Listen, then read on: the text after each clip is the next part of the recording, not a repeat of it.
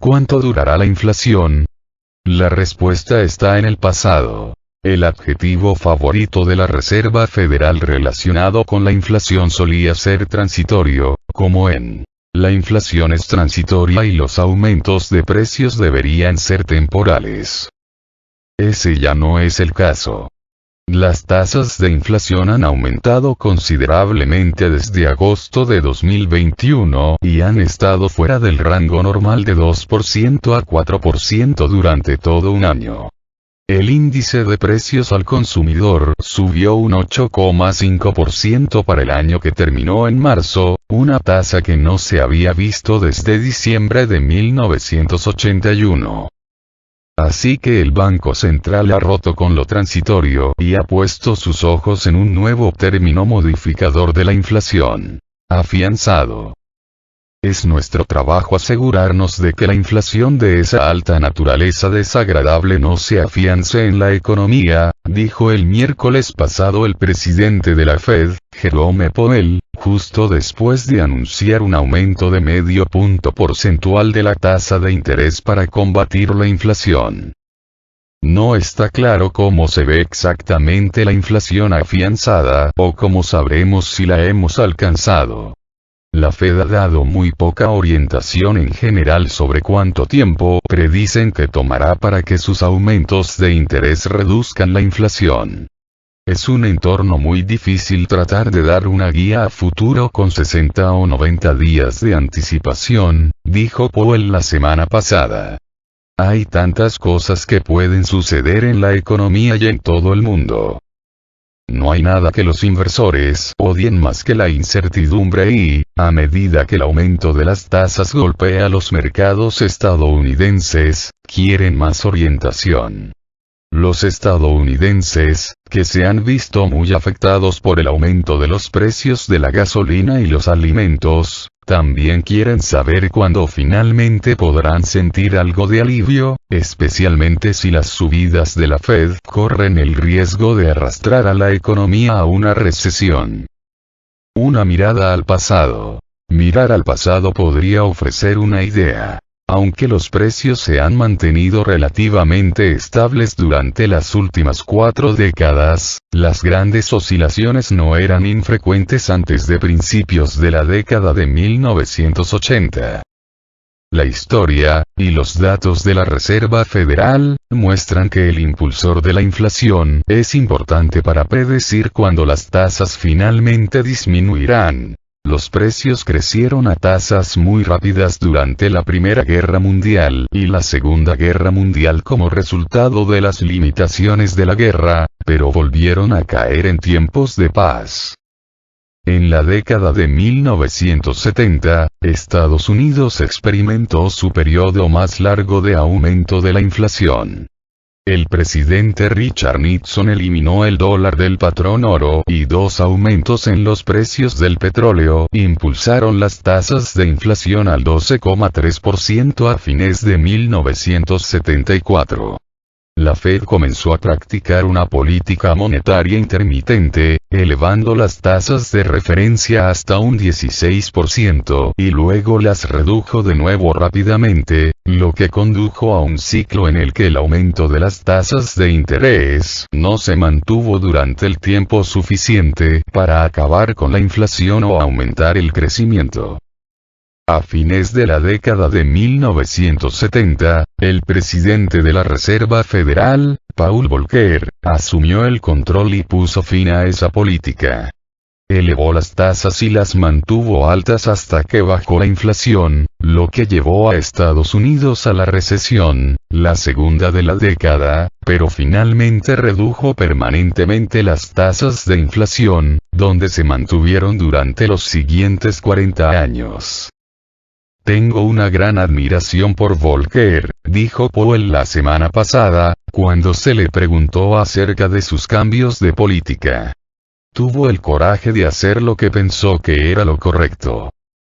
Una mirada al futuro. Entonces, tomará casi 20 años y 2 recesiones para que volvamos a la normalidad. Powell ciertamente no lo cree así. La economía es sólida y los datos de desempleo no se parecen en nada a los de la década de 1970, dijo Powell. Muchos creen que ya hemos alcanzado un pico inflacionario y que las cifras comienzan a aplanarse.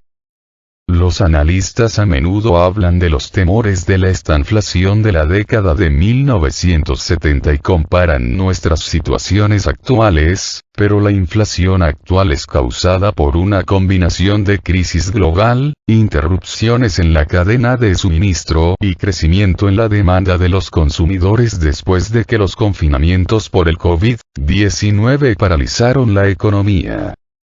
El periodo inflacionario posterior a la Segunda Guerra Mundial es probablemente una mejor comparación de la situación económica actual que la década de 1970 y sugiere que la inflación podría disminuir rápidamente una vez que las cadenas de suministro estén completamente en línea y la demanda reprimida se nivele, escribió el Consejo de Asesores Económicos de la Casa Blanca en un artículo oficial reciente.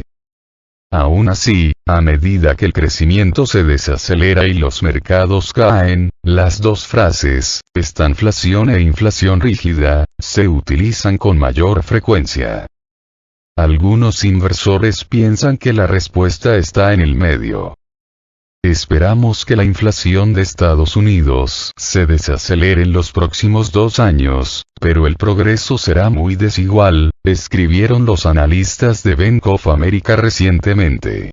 Hay evidencia tentativa de una disminución de los desafíos de la cadena de suministro y esperamos un proceso de 2 pasos adelante, un paso atrás en el próximo año. Pero esta no será una lucha de una década, predicen. Los precios deberían comenzar a disminuir para 2023. ¿Es Google un oasis verde en el gran naufragio tecnológico? Han sido unas pocas semanas malas para las acciones tecnológicas, pero los analistas todavía están interesados en al menos un nombre: la empresa matriz de Google, Alphabet. Los titanes tecnológicos han sido víctimas del aumento de las tasas y las ganancias mediocres esta primavera. PayPal, Amazon, la empresa matriz de Facebook, Meta Platforms, y Netflix sufrieron desagradables caídas en abril, y el Nasdaq tuvo su peor mes en casi 14 años. El sector tecnológico con visión de futuro es particularmente vulnerable a las tasas más altas. Los inversores esperan que las empresas tecnológicas registren un crecimiento eléctrico, pero la inflación y los pagos de intereses más altos se llevarán una gran parte de esas ganancias. Pero no todas las empresas se verán igualmente afectadas por el gran accidente tecnológico de 2022, dicen los analistas. Muchos ven a Google como un oasis verde en un desierto rojo. Google ya ha resistido algunas recesiones y se mantuvo bastante bien, dijo Aaron Kessler, analista de Raymond James. Normalmente, lo último que recortan los anunciantes es su inversión en Google. Los números se suman. El crecimiento de la búsqueda de Google se mantuvo sólido en un 24% en el primer trimestre y los ingresos de Google Cloud aumentaron un 44% durante el mismo periodo.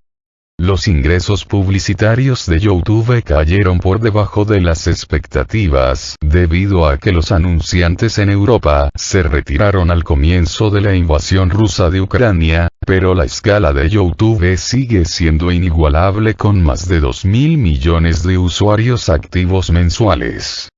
Más de un tercio de los espectadores de YouTube no son alcanzados por ningún otro servicio de transmisión con publicidad.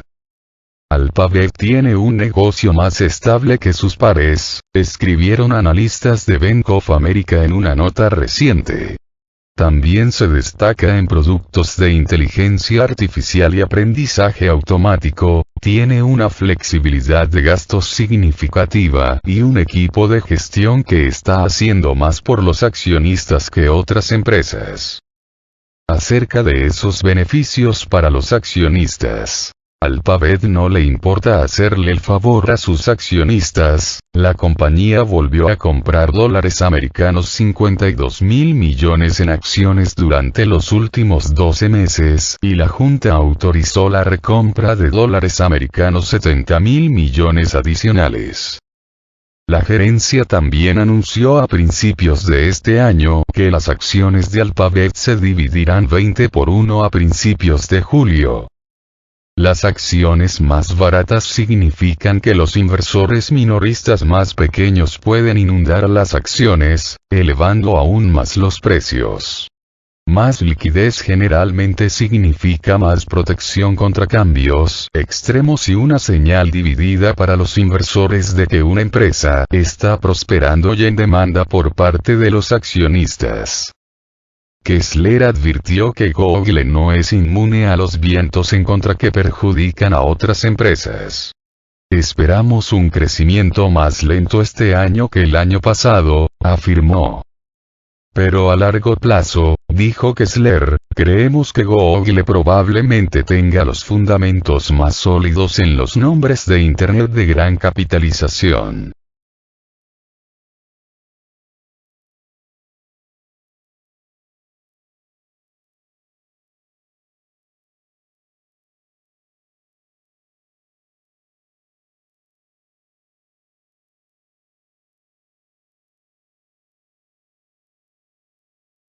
Cómo la histórica subida de las tasas de interés en Estados Unidos impactará en América Latina. Para los expertos, los principales riesgos de una subida agresiva de los tipos de interés en Estados Unidos podrían traducirse en fuga de capitales, fortalecimiento del dólar, encarecimiento de los créditos y por ende una desaceleración de la economía en la región. Esta semana Jerome Powell, el presidente de la Reserva Federal de Estados Unidos, conocida popularmente como Fed, afirmó que el emisor contempla más subidas de medio punto de los tipos de interés, como la anunciada el miércoles, que significó la más alta subida en más de 2 décadas. Powell afirmó en la conferencia de prensa que incrementos adicionales de 50 puntos básicos deberían estar sobre la mesa en las próximas reuniones del organismo y descartó aumentos de 0,75 o de un punto entero.